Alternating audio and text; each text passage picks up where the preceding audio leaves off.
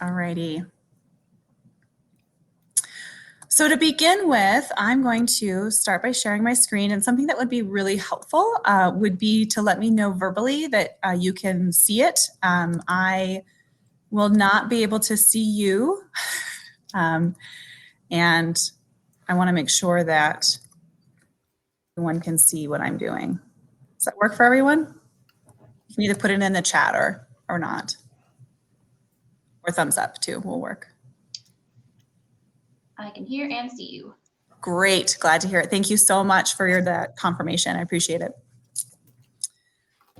My presentation is going to be more of a story hour about co-leading a DEAI committee. And for this session, DEAI stands for Diversity, Equity, Accountability, and Inclusion. Sometimes the A also stands for access.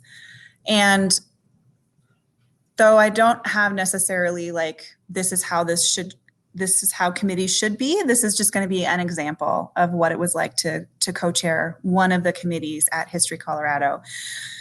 To start, I wanted to go ahead and send out a poll, and this one is available in the polls tab, and the question is, what is your experience with diversity, equity, accessibility, and inclusion work? And the answers are, I have heard these terms, but don't know why, how these terms affect my work. I have read or attended 1 or 2 courses, webinars, books, or other material and consider myself new. I regularly participate in DEAI committee or outreach programs as part of my work. Or I lead a DEI committee or am the designated DEAI person at my institution or site. This will just help me understand how to sort of tailor the question and answer at the end of this event. Or session, I should say.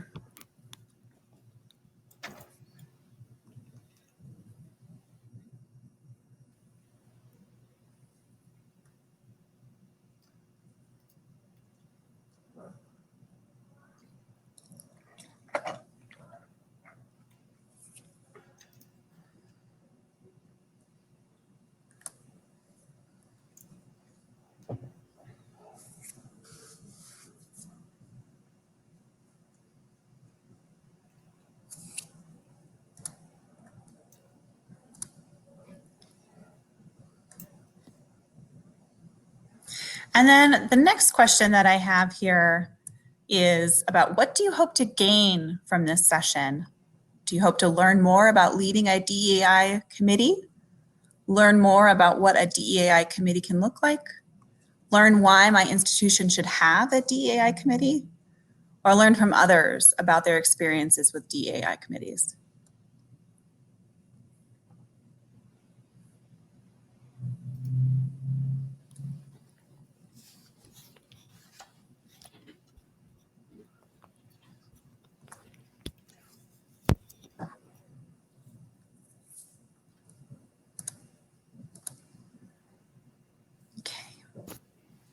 And you can fill out those polls at any time. Thank you so much. I really appreciate it.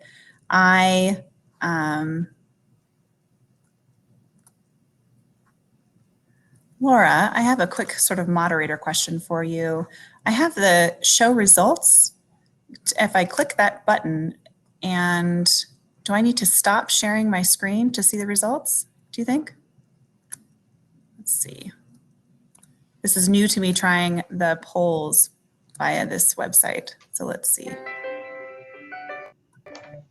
I think once people answer the poll, they can see the results in that same tab. Okay. So we'll just leave that up and we'll let people fill out the tab as they need it. Thank you, Laura, by the way, for helping me moderate this new. I have not used this platform before, so this is very exciting. Okay, so we're going to go back to sharing my screen. Thank you, everyone, for your patience as I navigate this. Okay.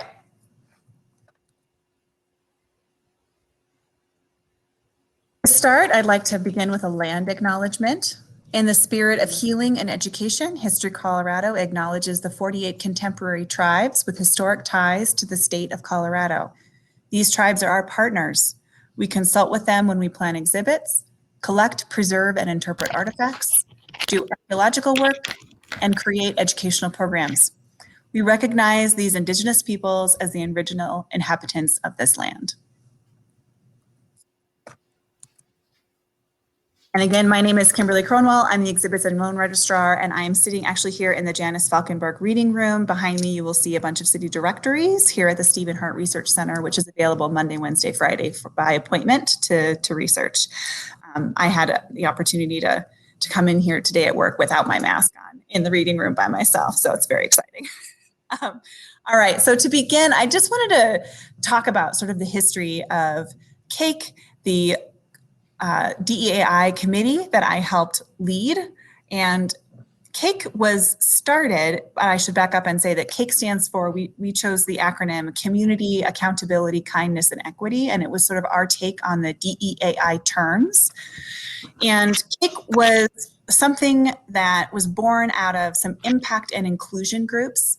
And these were groups that were started by our Chief of Equity and Engagement, Marisa Volpe, and they began in the fall of 2018, and it was a cohort of 10 to 12 people, where we would read the book White Fragility and do other kinds of programming around ourselves and the work that we do and how we can become more empathetic, more equitable, more inclusive, not only in our work, but also as an institution. And as these groups were gaining momentum, as more people were doing them on staff, they wanted to come together to create a community that was largely action-oriented.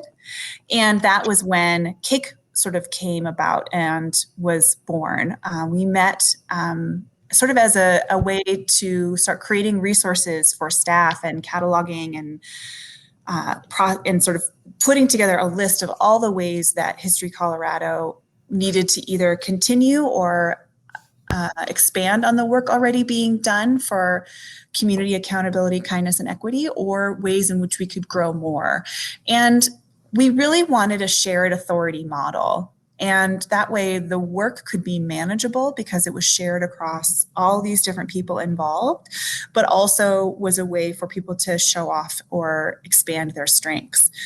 One of the things that emerged for CAKE as a group was about 10 to 12 people who wanted to meet monthly to sort of address some of these action items. It was a committee that was started, again, out of these inclusion impact groups that wanted to create the same sort of safe space that was done through this internal work, but begin to bring it to our own work at History Colorado.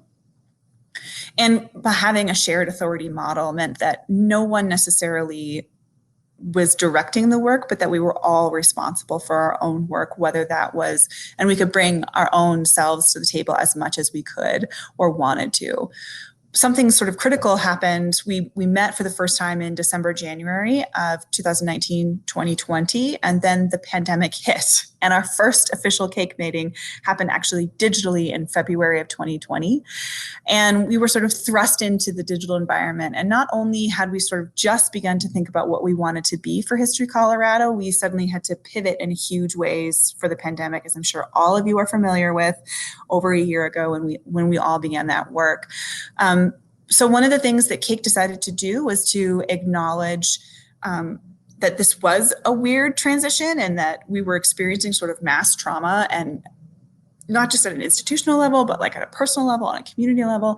And we started by creating these CAKE care packages. And they were just emails from the various different CAKE members that were showing not just what we were doing in our own work, but also what was life-giving to us. What were the things that we wanted to talk about for ourselves? For example, I sent one about my own art practice and how I was spending Saturdays doing a meetup with my mom, and we were doing art together by watching a course and then doing the art together, and sort of what that meant for me. And then at the same time also share resources to the staff about other ways that they could enrich their personal lives or have connection or even elevate stuff going on at History Colorado that we felt was something to be highlighted.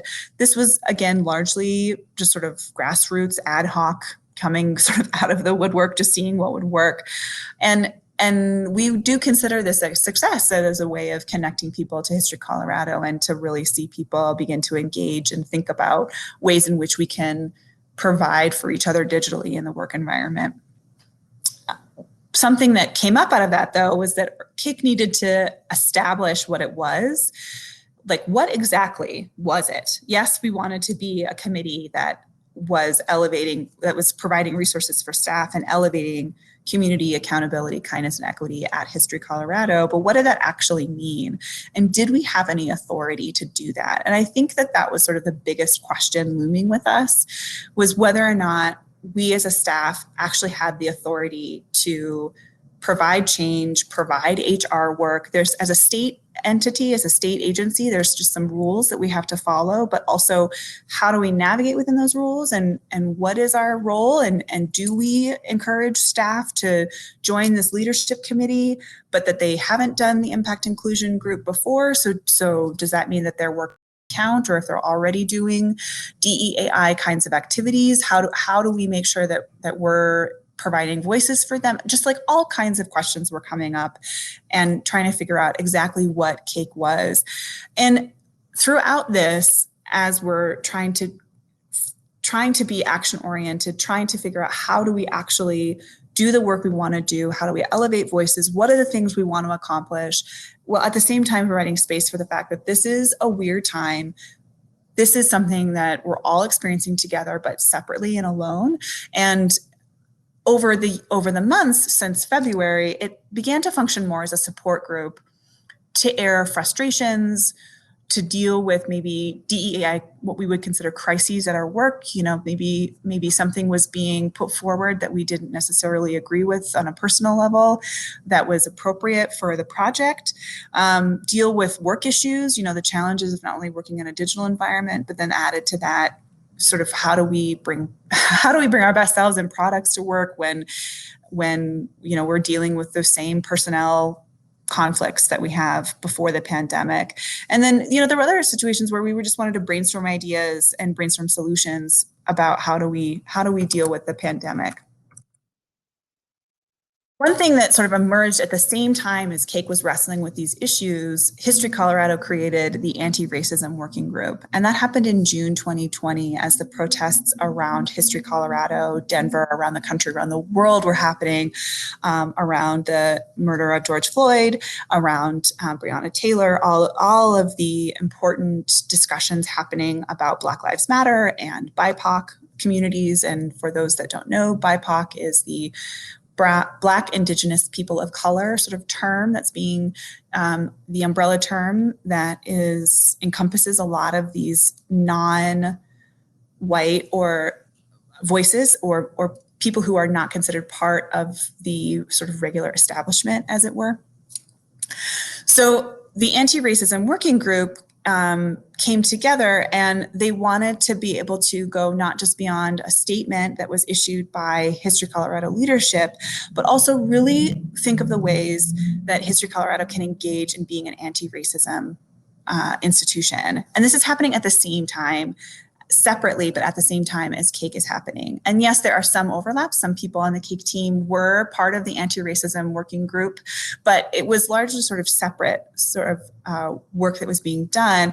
And at the last minute, the CAIC team was brought in to the Anti-Racism Working Group to sort of add our names to this and be a place of solidarity for a lot of the grounding virtues that we wanted to establish here at History Colorado to be an anti-racist organization.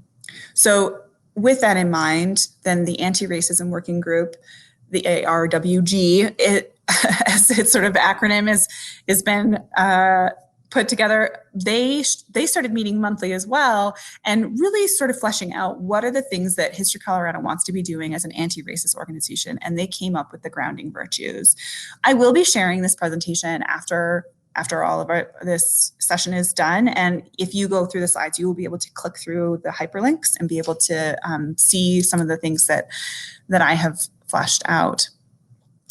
At the same time as the grounding virtues were established, the anti-racism working group wanted to make it all staff. They wanted to make it not just this leadership committee thinking about the ways in which we can elevate or continue important work, but also this was an opportunity for us to actually engage all of staff in this work, to be able to really bring forward all the things that we wanted to bring. And I was not on the 4-person leading team of the anti-racism working group. I was still a member of CAKE at the time, and I would try and attend the anti-racism working group meetings to be able to learn more about myself, learn more about how I can help History Colorado, really think through a lot of these issues that we were all sort of grappling with at this time.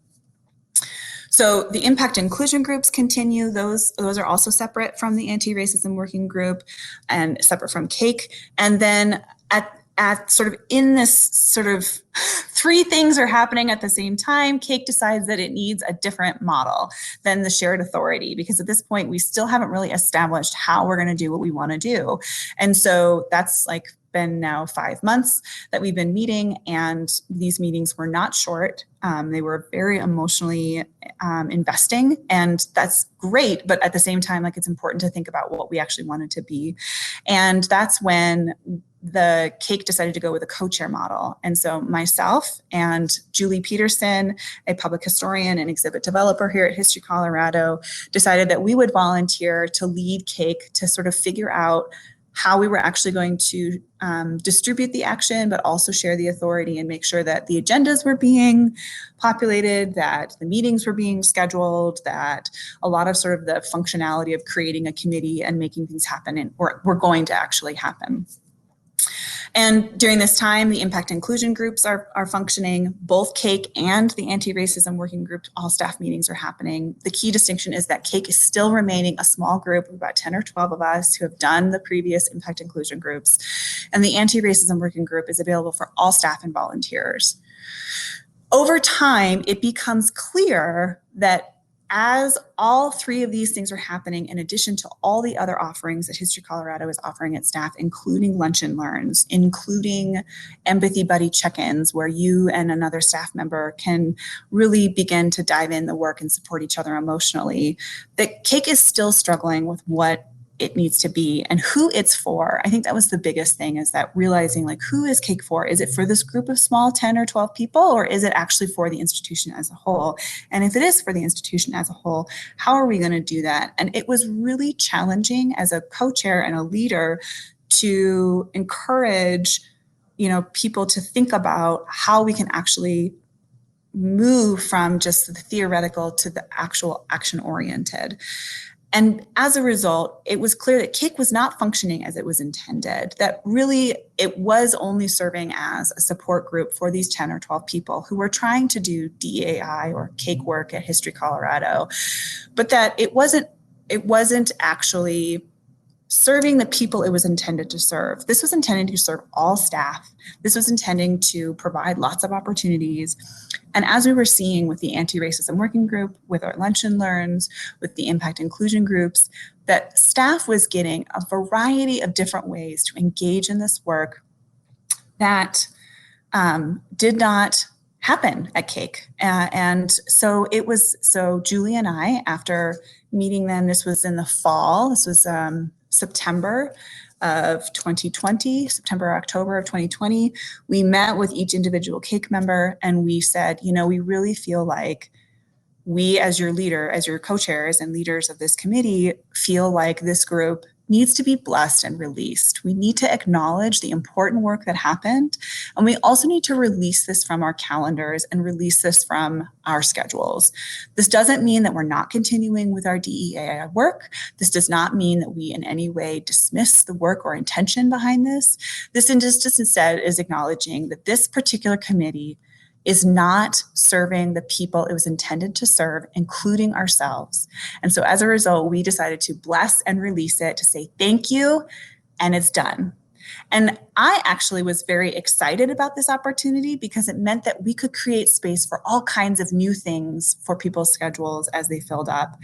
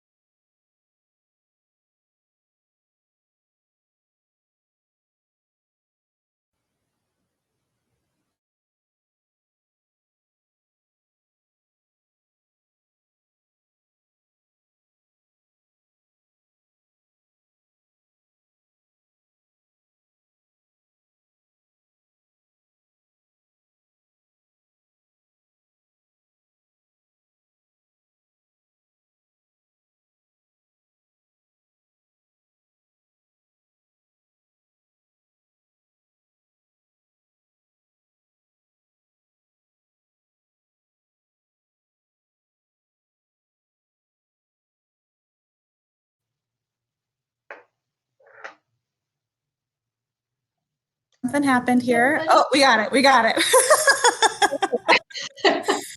Not a problem. We're going to keep moving forward here. I'm going to go ahead and show this timeline.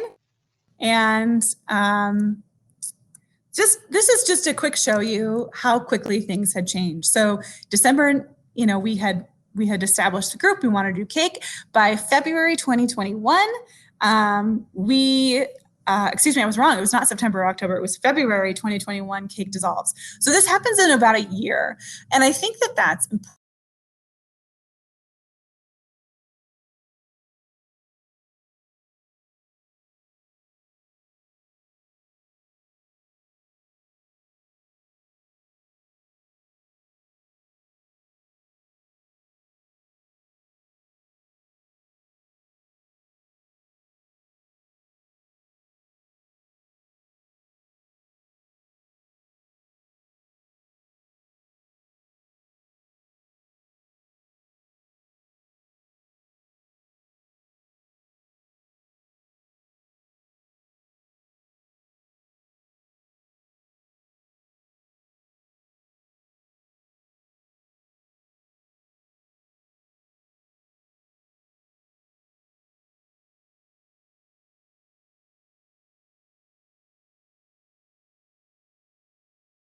Again, let's go ahead and share the audio again, and let's go ahead and open up that tab.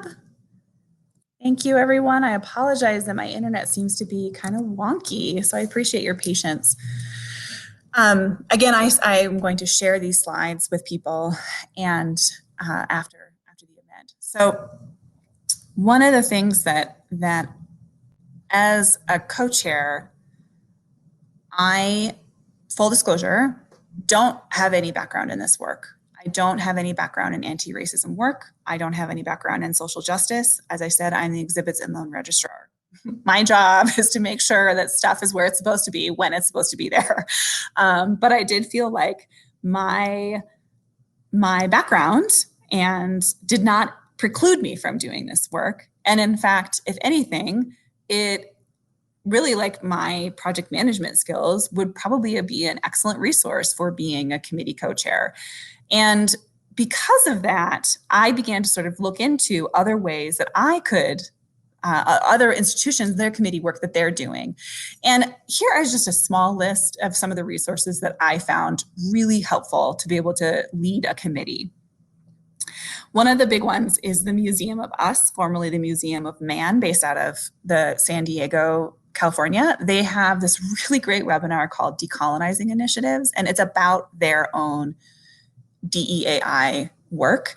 And one of the things that struck with me after listening to that webinar was that they had a runway of 7 years.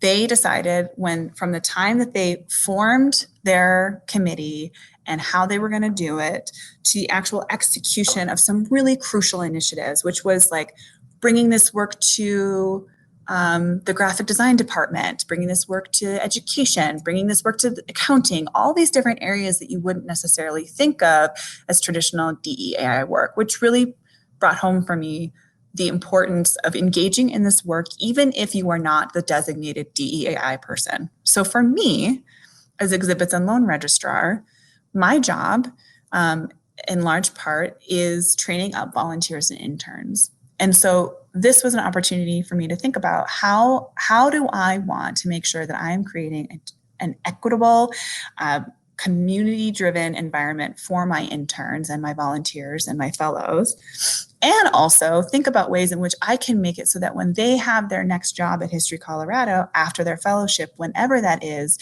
that the environment is better than I left it. And for me, that meant being willing to advertise differently, to think about the different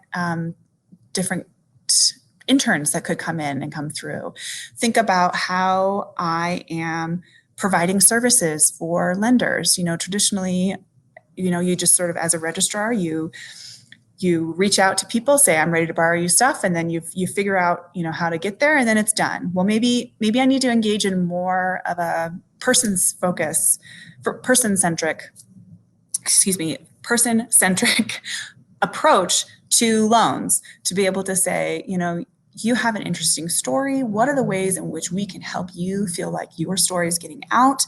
How can I make sure that the exhibit development team is seeing your items the way that you need to, even though I'm not the one interpreting, I am not a contact area expert at all. What I can do is I have strong networking skills, and maybe that's an opportunity for me to start connecting pieces to other people, right? Like to think outside the box of traditional loans. And that doesn't necessarily mean that it's more diverse audiences, but maybe that means that I am starting to lend out materials to institutions that aren't traditionally getting museum loans. So maybe that's libraries, maybe that's town halls, maybe that's places that are more rural environments that wouldn't get museum sort of quality objects, as it were. The other webinar that I continue to follow, they continue to meet, Denver Arts and Venues have some webinars with Tariana and Mita. And these are two women that are on the Denver Arts and Venues DEAI. They're like designated people to help Denver Arts and Venues begin to become more diverse, equitable, inclusive, and accountable and accessible. And I love listening to their webinars. They're very approachable. They are just having two conversations between two women who feel passionate about this work. And I have learned a lot from them. And it's not necessarily like, this is how you do it, but more navigating the nuances. And I would really encourage you to go back and listen to them. There are about 5 or 6 sessions available right now, and it's all free. All of these resources are free for you. And I found them to be really applicable to my life, because they're very aware of like how life is right now, not just in the pandemic, but how you function as an adult in the world. Another thing that the CAKE committee kind of relied on was the Empathetic Museum Maturity Model. And this is a model for beginning to think about DEAI work and decolonizing initiatives at museums. The one that, and it's a whole, grid system. You can work on it personally. You can work on it as a department. You can work on it as an institution. Again, it's all free. The one that I really found helpful for me personally was the Equity in the Center's publication, Awake to Woke to Work model. And the reason that I liked this one is because it's cyclical. Like the way that they've set up their model is that you are constantly thinking through things, that you haven't arrived, that there's not just this like point at which you've reached nirvana, all is well with the world and you're done. And they also make allowances for the fact that like you might be in different areas in your work or your personal life, and that's okay too. Like you can work through the cycle in different areas in different ways. There's a new webinar series that is called Helps Museums Takes Diversity and Inclusion Efforts from Intention to Action. So this webinar, again, was actually out of the Children's Museum Network. I believe it was what it's called. I'm embarrassed that I did not cite my work. Apologize. And they have one called Building and Nurturing DEAI Committees. And that webinar was really crucial for me to realize that you really do, as much as you want to share the work, you really do need at least co-chairs or people who are willing to direct the work, and people who are willing to say like, this is going to be our focus for now, and this is how we're going to do it. And here are the people that we have for it. Who wants to be able to share in this work? And I think that this was a webinar that featured 3 different museums and the way that they chose to do their DEI work. It was very interesting to see that we all don't have to reinvent the wheel, that we all are engaged in this work and interesting in different ways. And how do I bring that in my own life as well as in my own work life, and then as a committee leader? And again, that one was just a really helpful look at how other museums are doing it. So again, that's another free resource. There's a really great infographic out by the Benecke Rare Book and Manuscript Library called Identifying and Dismantling White Racism in Archives. And I like that infographic that they created because it helps you understand all the different ways in which that you can be involved in this work. That doesn't necessarily require a committee. That doesn't necessarily say like, this is how you're going to do it. We're policing your work and we're going to make sure that you're following through. And I think that's really crucial too, is that there's a sense of tone that this isn't about policing. This isn't about making people feel like they have to do something a certain way, but rather opening the door for better opportunities to connect with people. And for me, really, that's what it comes down to. As a human being, I just want to be able to connect with another human being. And when we learn together, we grow together. And then finally, something that I have found really helpful is the website Showing Up for Racial Justice, Characteristics of White Supremacy Culture. And that one I struggled with, to be quite frank, because one of the sort of key characteristics of white supremacy culture is that you have to get things down in writing. And as an exhibits and loan registrar, you truly do have to get things down in writing because it's legally binding, because you want to be able to protect not only your collection, but protect the people who are lending these items to you. And I found that one to be challenging, but I think that it's important to read things that maybe make you feel uncomfortable or make you feel squishy, because it really makes you evaluate, is this something that's necessary? And so for me, when I have to get it in writing, what's really crucial is not just to say, like, sign this thing, trust me, it's okay, is to be willing to spend the time to sit down with a lender or a borrower, for that matter, for someone who wants to borrow some of our collections, and say, here's what this paperwork means, and here's what it means for you, and here's what it means for me. And do some of that education and just say that, like, we can negotiate up to a point. Like, there's just some stuff that we have to make sure is true, right? Like, I'm not going to mess with your object without your permission. Like, that's just something that is, like, right there baked into the contract. That said, I'm going to interpret my object in a certain way, but I can certainly allow you to consult, and that's what we do with the tribes. And so I would encourage you to look through the characteristics of white supremacy culture. And one of the big things that white supremacy culture says is that you have to hurry, rush, and do it now. Which is then leads to sort of the Dea Committee Takeaways that I have discovered, which is that time is your friend. So white supremacy culture says you have to do it now. And white supremacy culture, I want to be clear, I should back up, does not mean that this is not the KKK, this is not neo-Nazis, this is the system that is currently set up that favors people who are white or who appear outwardly white. So that's all that this means. This is just the sort of general culture that we have found ourselves in America that favors whiteness over people of color. That's all that means. And so when working on these projects, you really do have to, as the DEI committee, be able to say time is your friend. Yes, you want to be responsive, but the runway for establishing purposeful change is long. And it kind of reminds me of like in all of the health and exercise books that recommend that when you lose weight, you should lose weight slowly. And I think that that's somewhat true here. That metaphor kind of translates here, that when you do this work, it will take time. People are going to be busy. People might not want to bring their full selves to this work, and that's okay. And meeting people where they're at and being able to take time is crucial. That said, inaction is just as harmful to the work and your colleagues as a reactionary, unthought response. So when we think about the murder of George Floyd, there were all of these corporations saying that they were standing in solidarity. And I'm not saying that's not good, but I also feel like one of the things that we at History Colorado wanted to make sure is that it wasn't just a statement we were putting out into the world, that we were actually enacting change. And that's what the anti-racism working group really was about, and what CAKE was unable to do for whatever reason. And our systems, and by systems I just mean like our American culture in general, wants you to move faster, harder, and with less to win. And unfortunately, I think that's happened in museums. You know, we're strapped for resources right now. We do not have a lot going on for us financially because of the pandemic, and we are constantly being asked to do more with less resources. That's the reality in museums. Even in the best of times, I have never worked at a museum where they were like, you know what?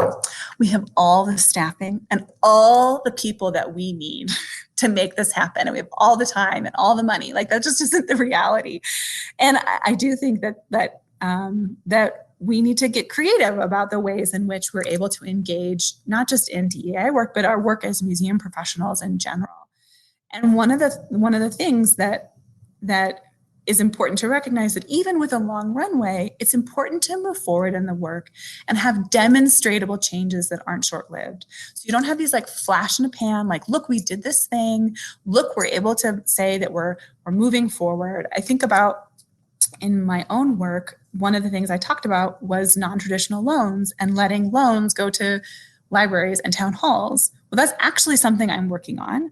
And it took me about a year to be able to do this, to be able to create a packaged lending resource that can go to libraries. And it's only about $100 and specifically I specifically wanted to reach underrepresented rural and sort of non-traditional places for people to be able to engage with History Colorado's objects. But again, that took a year for me to be able to get to the point of like, what is this thing? To be able to get to a deliverable, to be able to get to, I had a very gracious guinea pig in the Lake County Public Library in Leadville. Holly, thank you so much for all of that. But because of that I was able to get that long work done, I wasn't able to just like try this thing and then see it fail. I've actually been able to see it through and see some real fruit growing from those efforts. Then one of the other things that I would encourage you as you lead your committees or a part of a committee is really consider the following. Who is this committee for? And that's okay if it's whatever answer you come up with, that's okay. Like that's a good answer. But if it's not, if your committee is not intending to serve the people that are actually being affected by this, or your committee is you had intended to serve one way, but it's looking another way, or we are actually serving ourselves in this very sort of insular way, then maybe it's time to reevaluate, really question, are we serving the people we need to be serving? And if we're not, how do we change that? And there are all these great resources on the internet. I'm not an expert by any stretch of the imagination. Like I said, this is just me coming to this work, trying to show up and be present. And I think that whoever it's supposed to whoever your committee is supposed to serve, make sure that the group, the team, the committee, whoever has decided can serve that audience or serve those people. And if you need to change, evaluate and change. Be willing to pivot. Be willing to say, this is not working. Let's try something else. And because you have given yourself a long runway, you can do it. You can see, right? So for us with cake, we had a year. And after a year, we were like, you know what? This isn't working the way that we had intended. And that's okay. And that blessing and releasing is just as honorable to this process. It's just as honorable to say to your staff and to yourself that this is not working and we need to try something different. Finally, thank you so much for making it this far. Questions that I myself considered as I began this work, because like I said, I'm new to this work. I don't have a background in this work. This isn't something that feel even now an expert in, and feel a little vulnerable speaking to you about this because I don't consider myself an expert. But that said, what experiences do you have that will help you on a DEI committee? Everyone has a complicated life. Everyone has ways in which they bring a different perspective, and that is important. And just because, like for me, I am white, does not mean that I should not be engaged in the work and should not be willing to serve on a committee and be willing to say, like I said, my project management skills are probably really valuable to be able to just like do the agendas, make sure the meeting is on time, make sure people are invited. And that's something that's easy for me, that I know how to do, that's my skill set. That's something I can bring to the table. There are other things as well that, what are some ways that you can explore different stories from outside your own community to gain better understanding of someone's lived experience? And I think for me, the biggest has just been stepping back and listening. And when I get the opportunity to learn something new, to not come and be like, oh, I know all about this, especially with my own staff members. But again, it's that person-to-person connection and being willing to say, what are some of the stories that I want to hear from my coworkers that I might not know about? And it could just be as simple as like, I didn't know that was your interest, or like, wow, that sounds like you're really struggling. And I think that that was something that the Empathy Buddies has really helped with us. And I'm happy to provide resources with Empathy Buddies. Essentially, it's just like a safe space where you and someone else can talk through work or whatever you need, and to be open and vulnerable in a safe space and know that like whatever you share isn't going to be shared out with other people. Another question to consider are, what beliefs or practices can you invite to your work to help you dismantle white supremacist culture in your own life? And for me, again, that was making space for people. As a loan and exhibits registrar, a lot of what I do is like compliance, making sure that things are where they're supposed to be, and advocating for the objects. Objects can't speak for themselves, and a lot of my work is being able to say, well, like this object can go on display, but it should only go on display for a couple of months. And then if that doesn't work, what are the ways in which I can invite other opportunities for other objects? Or, if we're working with tribes, maybe the tribes have a specific way that they want something displayed, and figuring out a way to make that happen. So really, for me, it's been making space to dismantle white supremacist culture in my own life. And people are going to fight you on that, whether they intend to or not, or whether your institution intends to or not. Because again, better, more, fighting to win. I think that idea of like being able to say like, we've done X number of engagements and that's amazing, I think sometimes is detrimental, and you really do have to push on those emotional boundaries. And for me, that's been really hard, to be quite honest, to be able to say like, I need to be protective of my workspace. I need to be protective of my home life. And I want to be able to have capacity to be the person that I want to be, not just at work, but also at my home. And in order for me to do that, I am going to take time. And there are going to be times where you have to compromise, where I've had to say, you know what? Okay, fine. You want this thing done? I'll make it happen.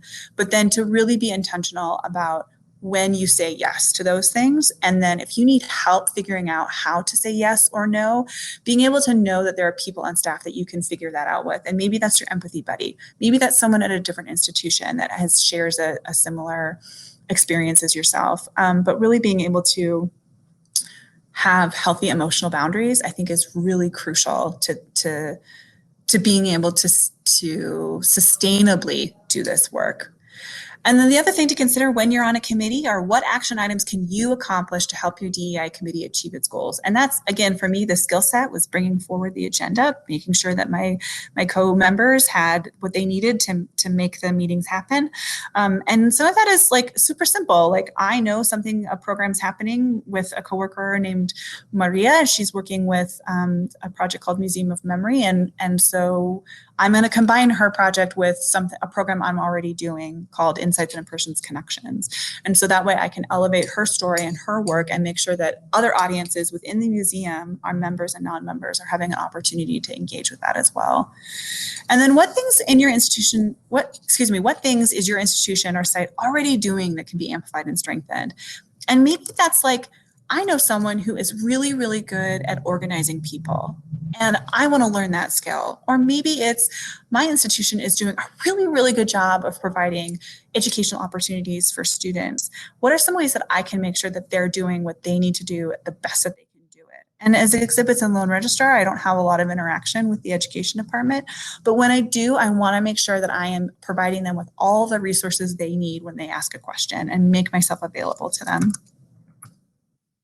With that said, I realize that we've got like another half hour on this session, but if anyone has any questions, please feel free to speak up. I'm happy to answer as best as I can, and provide you with advice or whatever it is that you need. So let's get right into it. Thank you so much for listening. I really appreciate it.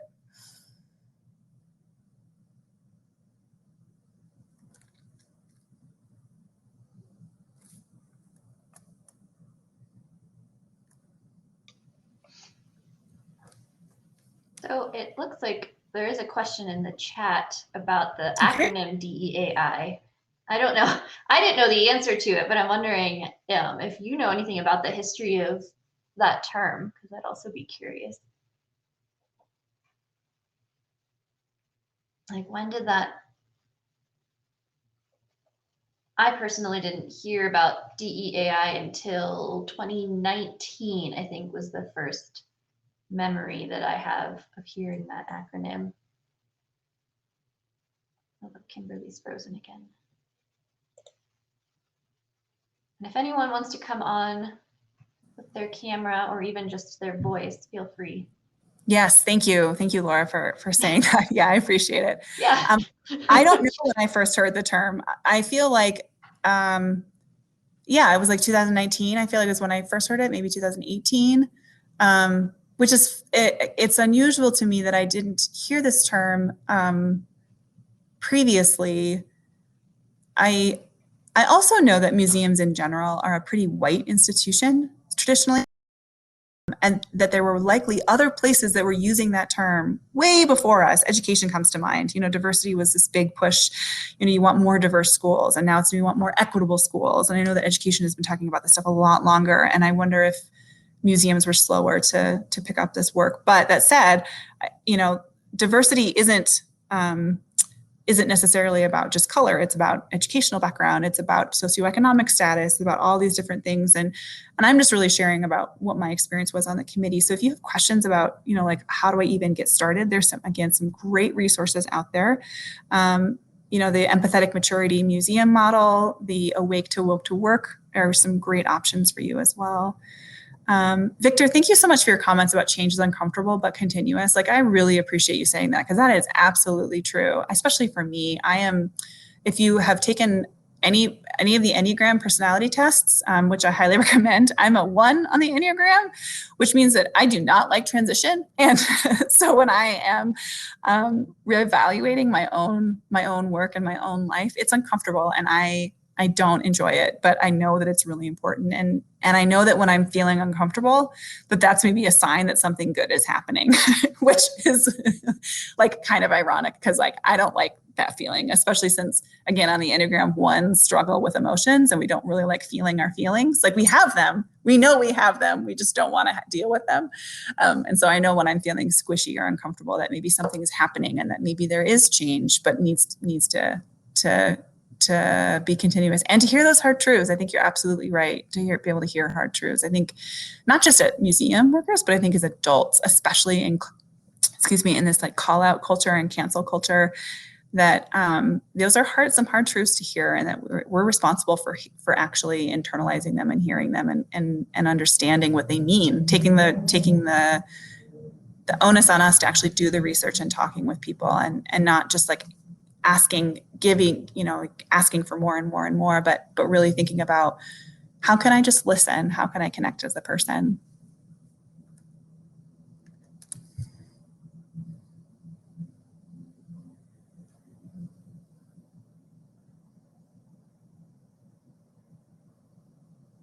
Oh, Laura, it looks like you're on mute.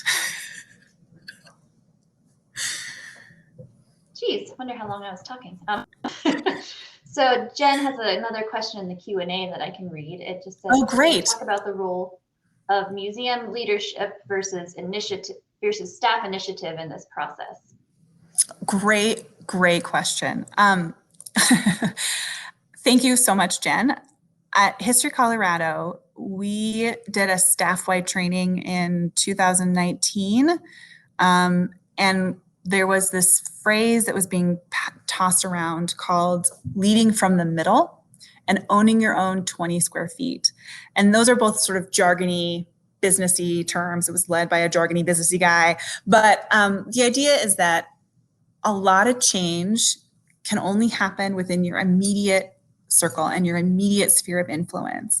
And that means owning your own emotions, owning your own work and your own weaknesses, which is hard in itself, but also recognizing that like comes a point, and it's about like the idea of like 20 square feet around you, that you suddenly, sort of like it becomes beyond your purview. And I think that for CAIC especially, we really struggled with that, about how CAIC was staff-led. It was largely people in the middle, trying to lead from the middle. And I think that some of the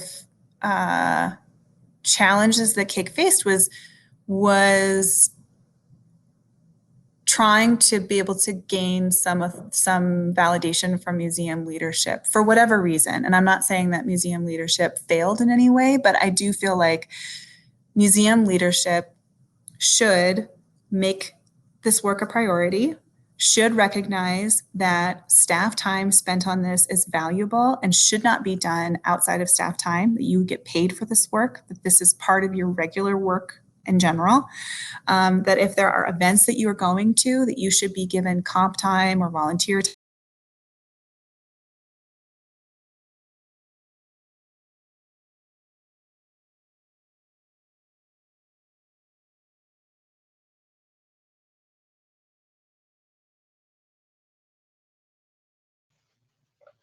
About Cake's struggle to figure out what were we and what authority we had was in large part because we were seen sort of like nebulously floating outside of like museum leadership, but also for staff, but not for staff because it was only a group of 10 or 12.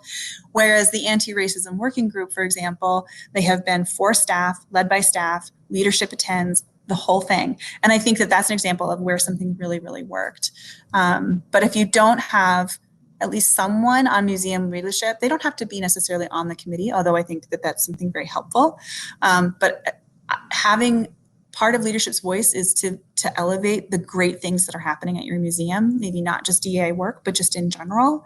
And museum leadership should be championing great things that are happening and celebrating that. I think that one of the things that I wish people did more was like celebrations just in general of like stuff they did. Like, we made it through another month of the pandemic, like congratulations.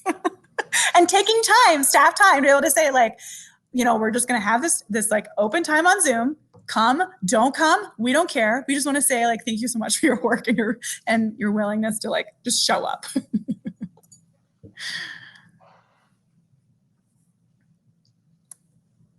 So we've gotten a few questions about your slides. Everybody's very interested in having access to these resources. So great. Yeah. So Laura, can you help me? Method for sharing. Yes. So if it's a PowerPoint, you can just email it to me and I will just throw it up into Google Slides and then I can share that on the. So this is a Google slide right now as it is. Oh, so perfect. Okay. So I will email it to you and make it available. The other thing I can do that I'm realizing, I can actually share a link right now. Create a link and plop it right in the chat. Yeah. Anyone with this link can view. Copy link. Okay. Then I'll also email it to Laura to make sure that if you want to be able to have your own copy or whatever, that you can download it, because I think that you only have viewer status right now. So anyway. So I'm happy to email that to Laura. Thank you. Yeah, there were a lot of great resources in there. So you mentioned the book White Fragility, and my leadership team here for the town of Windsor is also sort of embarking on this journey, and it's been a struggle. I think so I work, so my museum is a very small division of the larger public services division of this town. So it's not just my little museum staff, otherwise it would be a lot easier, but we have public works and utilities and like stormwater folks that are all trying to like get onto the same page essentially. And also oddly enough, in Parks and Rec world, it's just DEI. There's no A. So like the acronym is different. So we have our DEI team, but would you recommend that book White Fragility as a good resource? Is it triggering? We have a lot of like middle-aged white guys, for lack of a better way to describe them, on our leadership team. And it has, you know, been a struggle to kind of find a meeting place. And so we're looking for resources, but not anything that's going to, you know, trigger people. Yeah, I think that that's, I mean, that's white fragility right there. That's the definition of white fragility. uncomfortable at discussing these topics. The fact that whiteness is not considered a race, when in fact it very much is, I think is really hard to hear. And I'll be honest, I felt real squishy when I started like reading this book. I think White Fragility is very accessible. I think it's written by a white woman who is a leader in this work. And it's short. And I think that that's why White Fragility as a book is oftentimes talked about. I happened to bring this book home to my parents' house one time when I was visiting. They live in Fort Collins. And my dad started reading the book, and he felt like it was, as someone who really relies on logic, that it was a little too emotional. And so he prefers the book, How to Be an Anti-Racist, How to Be an Anti-Racist. That's the book that he recommends. It's much longer. It's much more robust, but he appreciated it that it wasn't quite so storytelling-like. And I think that there are going to be some people who self-select for this work, and that's great. But I also think that that part of this work, especially as a white person, is talking to my white colleagues who maybe don't feel comfortable talking about this work, and just being honest about my own uncomfortableness and saying, I don't have to carry white guilt. That's not my job. That doesn't help you. It doesn't help my BIPOC colleagues. And really, if this is about making a safer space for my BIPOC colleagues to be able to talk frankly and be their best selves at work, I want to provide opportunities for that. Victoria, you mentioned that we can't be too worried about white people's feelings when Black people are dying. I think that's certainly very true. And I think that's a sentiment a lot of my colleagues of color would agree with, that they don't feel like white people are owed a lot of grace in this work. And I struggle with that because I need a little grace sometimes because I get it wrong a lot. And I think being willing to say that I don't have the answers, it's not perfect, I don't know what I'm doing sometimes, and that sometimes I'm going to put my foot in my mouth and it's not going to be about me, and I'm going to make it about me, I think is really hard. And the other thing too is, Laura, if this is being handed down a certain way, I think that is also something that will be considered unapproachable. Kind of like when you have to do OIT security training or IT security training, you're like, oh, again, I promise I won't click on phishing scams or whatever.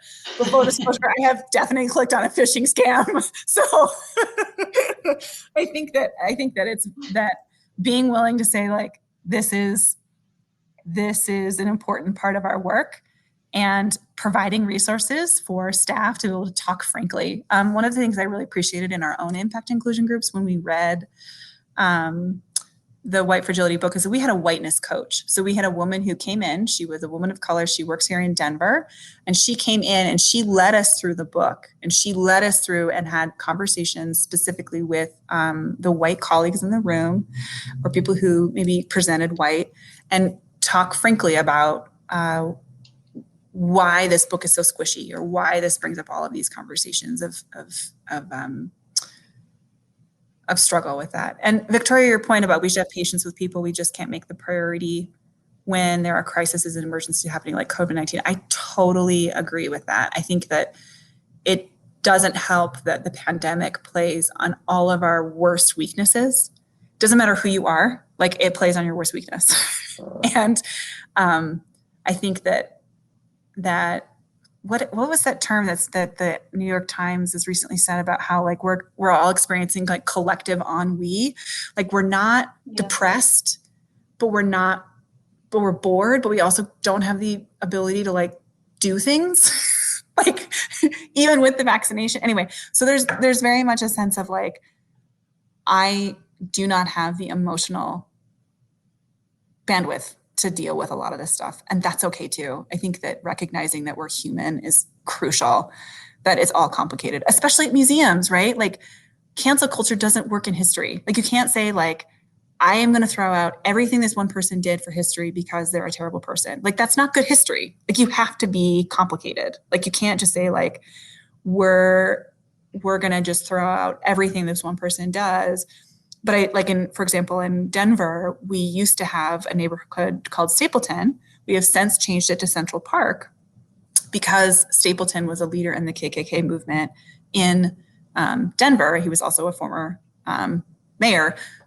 But I do feel like even though changing the name, it's still important to talk about Stapleton as a guy. You can't just like immediately erase everything he's done, because then that brings us back to like, that negates all of the important work that people have done to fight systemic racism and fight the important work of making other voices heard.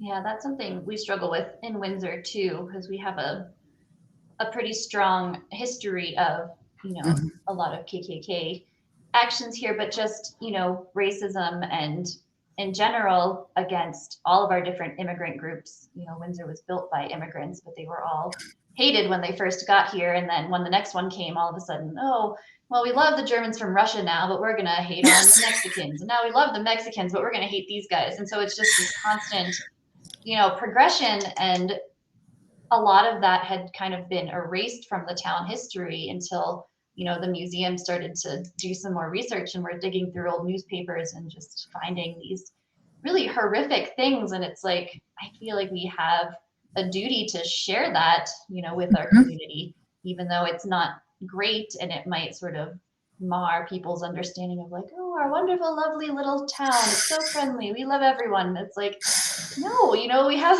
a really long history of just hatred for people that came here. So, that's sort of something that we're trying to find a good way to present to our community as part of our newfound commitment to DEI that, they put into our core values without having any knowledge of what it actually meant or what it was going to do. It was trendy and they want to like win these awards. And so they're like, oh yeah, we'll put this in our core values and it'll make us look good. And so now they're like trying to go back and figure out, well, what does this mean now that we've committed to it? You did it backwards, but at least you're doing it. Yeah. No, I think that's a very typical story, right? That we react, we want to make sure we're being heard. We want to make sure that we're being friendly and open and inclusive. But at least for History Colorado, I know that a big push for us has been recognizing that our collection, for example, does not have very many diverse voices. And that's not just BIPOC communities. That's like, we are Denver centric here at History Colorado Center. And we need more items from the mountain towns, from the ranching up in Northwest. We need more of the farming out in East. We have a lot of stuff about like cowboys and farmers, but we don't have a lot about food waste cultures. And we don't have a lot about the Hispano populations in South Colorado that have been living there for 6-7 generations. Like they've been there longer than, right? Like all of these complicated things, and like to open up that and take back that erasure. I think, Laura, I think what you're talking about, taking back the erasure, is really critical. And one of the things that our collections department, and of which I am a part of, is really trying to do is that when we bring in those stories, that we're not just saying like, okay, we have taken these things, we're going to take care of it, it's done now, but that we're trying to offer opportunities for the community to speak to this stuff. So that's some of the programming that we're doing, that we're offering opportunities for them to be able to say, to elevate their voice and say, we're not trying these colonizing activities of just taking, but actually saying like, we want to catalog these the right way, the way that you want these stories to be told. We're going to bring in oral histories. And I think, Laura, the work of navigating that, of how do we present all of this like really hard history, but not just like present it and say like, okay, good luck, figure out how to process it. Yeah. I think is really hard too, right? Like we at History Colorado, we recently had a grant and we digitized a bunch of ledgers of KKK members throughout the state of Colorado that was in the 20s and 30s. And we've had these letters in our collection for a long, long time. They've been requested a lot, but this just happened to be a digitization effort, and we're making all of those records public. And we realized that just by saying like, congratulations, we've done this work, look at all this interesting data, that we're not giving people a chance to actually like understand what the data means and understand what it means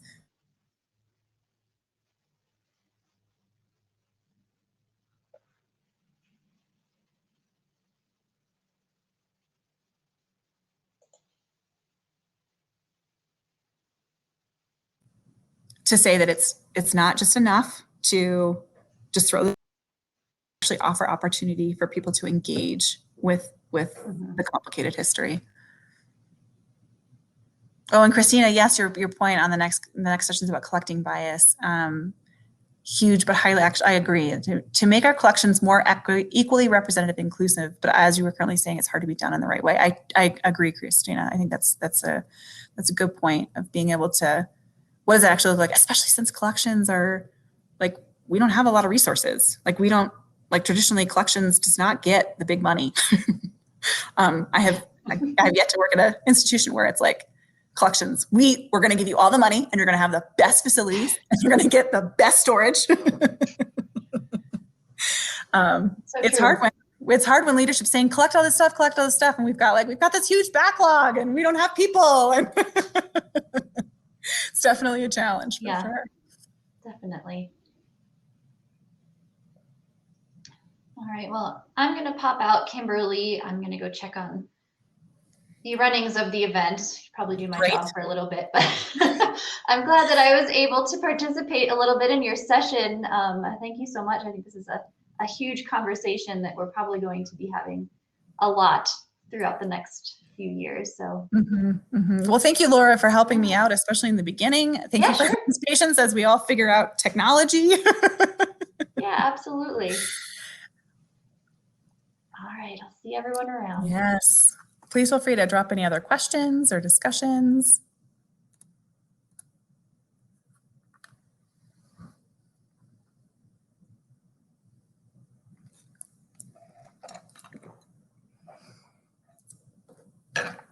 And if there's nothing else that people, have any other questions or anything, I would love to be able to release you. Again, as this whole theme of blessing and releasing, if you feel like you need to go and attend to whatever you need to attend to, please feel free to bow out. That is, and just thank you so much for the opportunity to speak. And I'm a little sad that we couldn't do it in person, but I think it's pretty great that we've been able to come together in the digital environment for sure.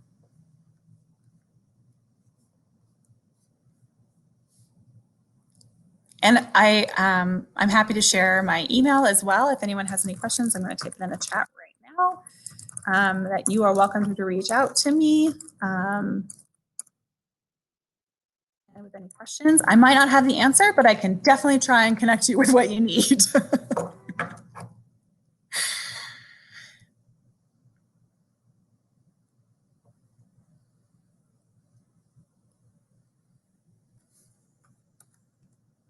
Thank you again, everyone, for coming. I really appreciate it.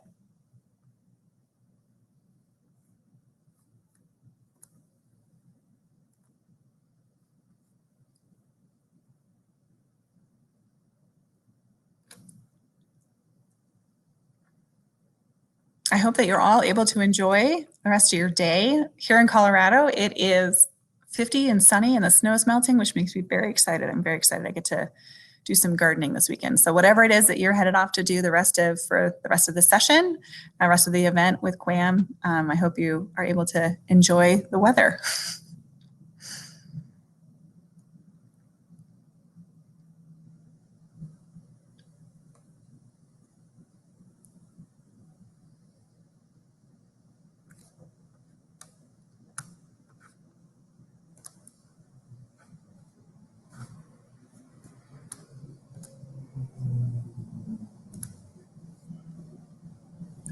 Hi, Tina. Thanks so much for coming and stopping by.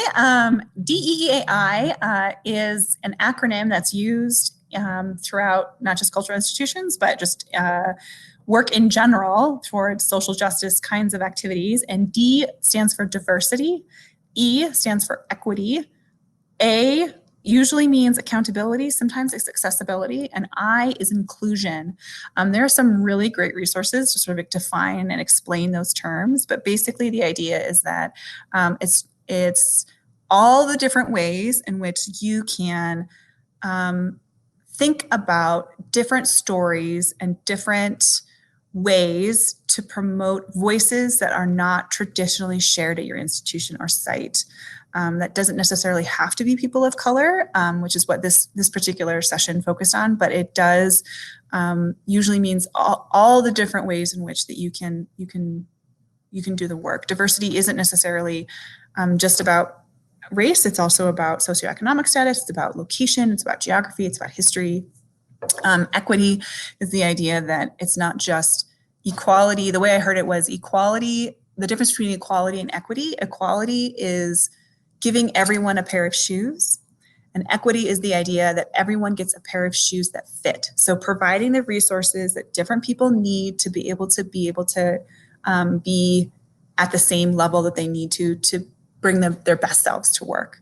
Accessibility and accountability, accessibility could be everything from making your website more accessible for people who need screen readers. It could be, for me in a collections work, that's making our collections more accessible online, in person.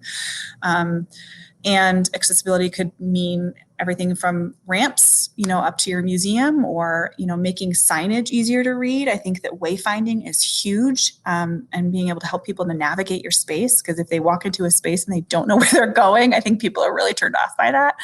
And then inclusion means bringing in people that wouldn't necessarily or traditionally be included. That's sort of the big thrust of those 4 terms, which I realize I probably should have brought to the session earlier, but thank you so much for that great question, Tina. And Tina, we were just about wrapping up. So if you have any other questions, you're welcome to ask. Otherwise, people are welcome to leave if they need to take the time to address whatever they need to address before moving on to the next session. But thank you all for coming today. Thanks for supporting CWAM. We really appreciate it.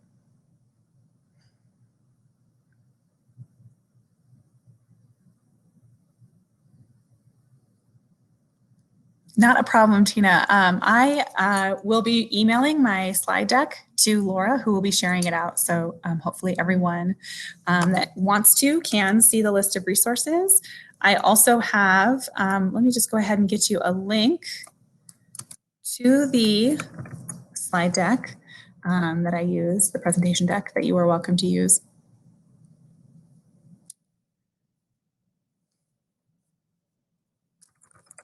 And I'm also listing my email for people if they have questions or, oh yes, the CWAM YouTube channel. Yeah, that's right. I'm going to be internet famous. But you're welcome to email me with any questions.